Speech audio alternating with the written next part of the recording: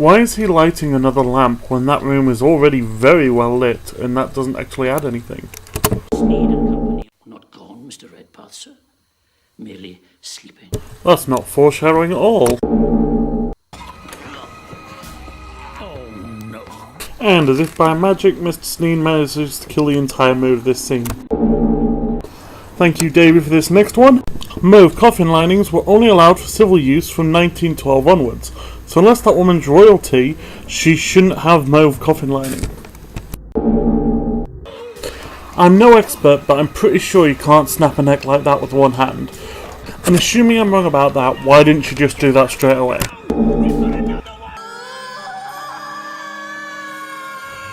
Screaming, glowing dead lady doesn't get noticed. At this point, the Doctor has given Rose no reason to disbelieve that he can fly the TARDIS with pinpoint precision and proven that he can time travel. Why wouldn't it work? And out there somewhere on the streets, we've got to find her. Mr. Sneed, for shame, how many more times? It's ungodly. It may be ungodly, but you've clearly already seen proof that it's happening, so what's the point of that comment? There were electric lamps in 1869 Cardiff? Who knew? I did it! Give the man a medal. Earth, Naples, December 24th, 1860. Later in the episode we learn this is incorrect, so why is the TARDIS scanner saying that it's right? It's Christmas. Eve. All yours? That very much implies that she can walk straight out the door, yet later on when she tries to, the Doctor has a go at her for not being in the right clothes. Also, on the subject of clothes, why is Rose any more inappropriate than the Doctor in this situation? Go out there dressed like that, you'll start a riot, Barbara. Remember that scene, people? It will be important later. Who's him? A great man. All the way from London. Gwen plays the pronoun game purely for a reveal that's going to happen in about 10 seconds. See? There he is! The poster of the event reveals the real time and date before the real time and date is actually revealed. You look beautiful. Considering Considering what? that you're human. Wow! First of all, that's racist. Aren't you gonna Second of all, on the surface, both Time Lords and humans look exactly the same. done this before? And third of all, that quote inspires rose shipping.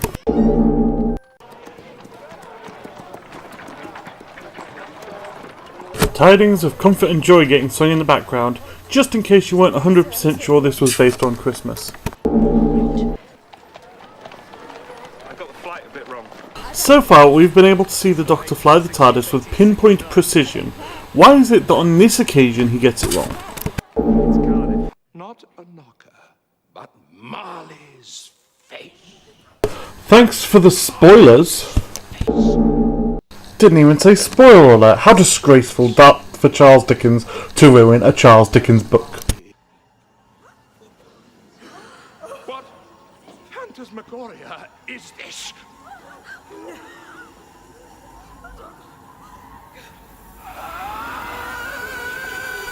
Just a glowing dead lady isn't enough to make you run away, she has to scream first? Why not? I'll give you a very good reason why not, because this is my coach. The Doctor just so happens to get in the carriage with the tag-along historical figure of the week. Come on, number one fan, that's me. How exactly are you a fan? In what way do you resemble a means of keeping oneself cool? No, it means The whole accidentally using a future term in the past and the past person not getting it has been done to death in everything that has time travel in it. I thought you said you were my fan.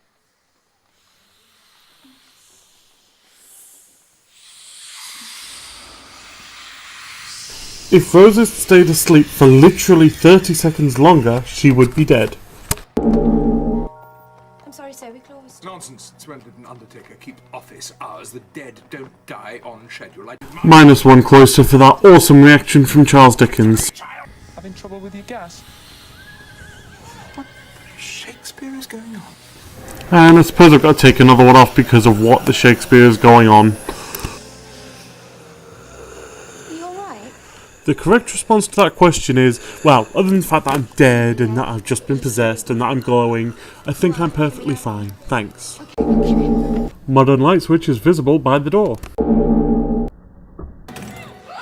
I think this is my dance.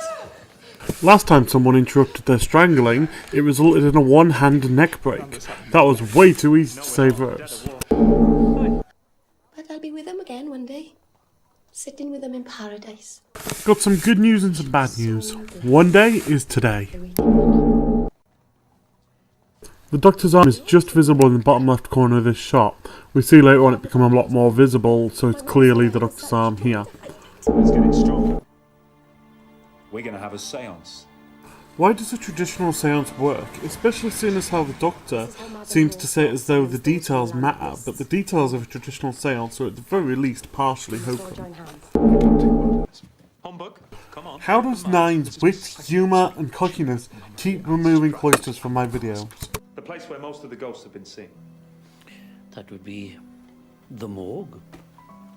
No chance you're going to say gazebo, is there? Rose should work for Whovian sins. Come to this world, poor lost soul. I think it's really fantastic how what they're doing in this episode is they're just showing an alien that needs help. They're not going to have the whole over-predictable, over-cliche, villain turning evil at the last moment cliche. Oh, crap. They could have gone down so many much better routes. I mean, they could have just had, like, scared Mr. Sneed accidentally causing some problems. Or they could have had that they can't get through because of something. Or something like that. They didn't need to go down this whole over-predictable, boring crap.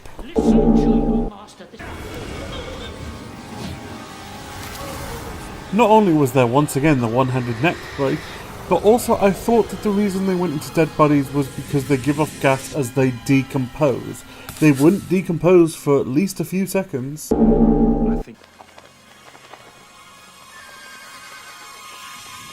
I get the reference, but other than the reference, there's no reason for them to have gone through the knocker. I haven't even been born yet. It's impossible for me to die. She's not that stupid. Time isn't a straight line, it can twist into any shape. Does that include a ball of the wibbly wobbly timey-wimey variety? We'll go down fighting, yeah? Yeah. Together? Yeah. The girls seem unable to get through the gate. At the very least, it's taken them several minutes. So, first of all, they really suck as villains. Second of all, if they can't get through the gate, they have hours to plan. The next danger is dying of thirst. So this suicide bid is kind of stupid. Me too. Doctor, what, do you only have 59 seconds to live? Maybe you feel like a pair of curtains. Fill the room with gas, it'll draw them out of the host. Suck them into the air like poison from a wound. I really don't understand that explanation at all. How is it supposed to work? I've tried to research it and it seems to make no sense. But assuming it does make perfect sense, then how does Dickens, with much less grasp of science than myself and definitely less grasp of science than the Doctor, become the first one to work it out? Charles, get her out. I'm not leaving her! It takes Rose and Dickens over a minute to get out, and they don't actually show any negative effect, despite complaining about it being too much for them to breathe at this point. Get out. Villain's tool becomes villain's downfall cliche. Quite literally post-haste.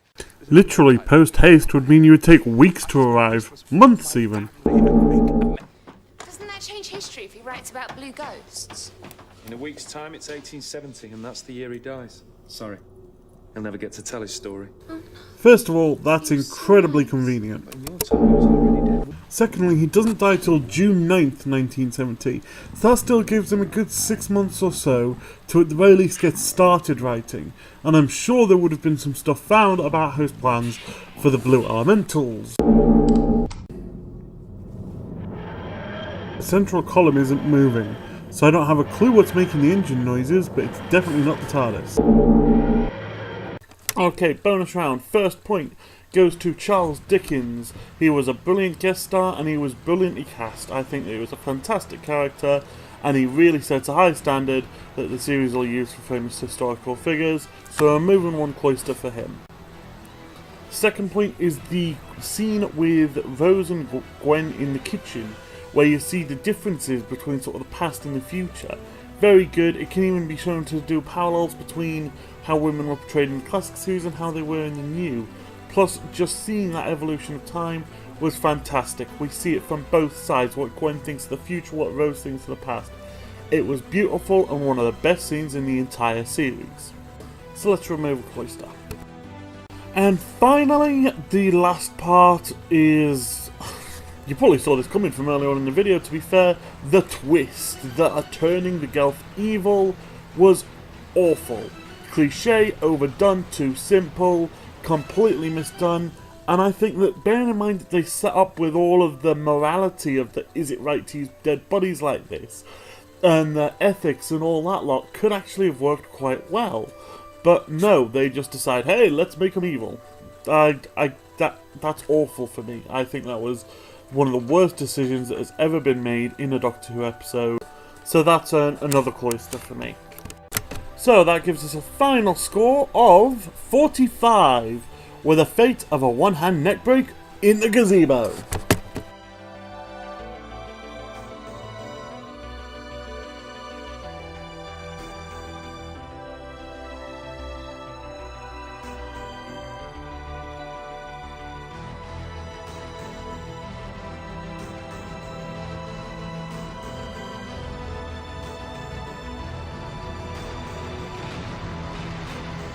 The Slytherin!